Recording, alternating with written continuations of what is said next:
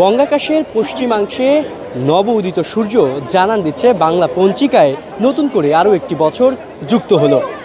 আজকে এই বছরের প্রথম দিনকে স্বাগত জানাতে বাঙালি নানানভাবে আয়োজন করছে বর্ষবরণের। আমরা এই মুহূর্তে আছি নর্থ সাউথ বিশ্ববিদ্যালয়, যেখানে দেখতে পাচ্ছি ব্যাপক বর্ণিল আয়োজনে আয়োজিত হচ্ছে বাংলা নতুন বছর 1432। এই নর্থ সাউথ বিশ্ববিদ্যালয়ের পুরো জায়গাটা জুড়ে যে আয়োজন হচ্ছে সেটি আজকে আপনাদেরকে ঘুরে ঘুরে দেখানোর চেষ্টা করব আমরা।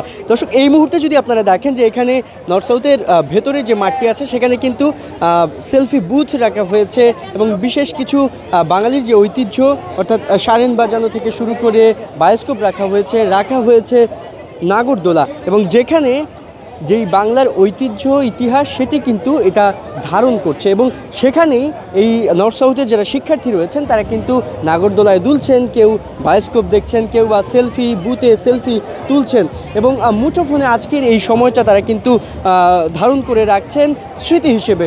এবং একই সঙ্গে যদি বলতে চাই আপনাদেরকে, এখানে কিন্তু একটি মেলাও হচ্ছে।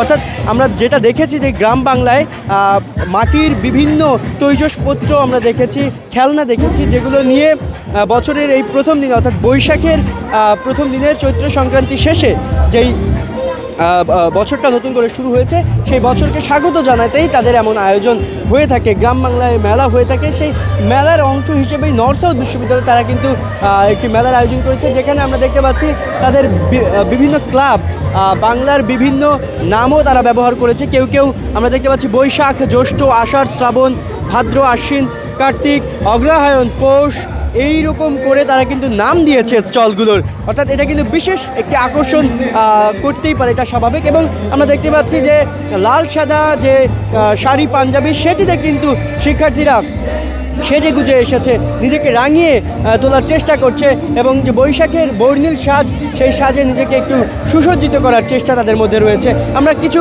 শিক্ষার্থীর সঙ্গে কথা বলবো, এখানে যারা আগত যারা রয়েছেন অতিথি, তাদের সঙ্গে কথা বলবার চেষ্টা করব, জানবার চেষ্টা করব তাদের কাছে আসলে এই যে বৈশাখ সেটা কীভাবে তারা উদযাপন করছে এবং কতটুকু তারা আনন্দিত আজকের এই নববর্ষকে তারা বরণ করে নেওয়ার কারণে। দর্শক, এই ছিল আসলে নর্থ সাউথ বিশ্ববিদ্যালয় থেকে সবশেষ পরিস্থিতি। সকলকে নতুন বছরের শুভেচ্ছা জানাতে চাই পুরনো যে ভুল ত্রুটি এবং জরাজীর্ণতা ভুলে নতুন বছরকে ভালো কিছুর আশায়, ভালো কিছুর প্রত্যাশায় শুরু হোক, তেমনটাই সবার জন্য। এবং সবাইকে নতুন বছরের আরও একবার শুভেচ্ছা।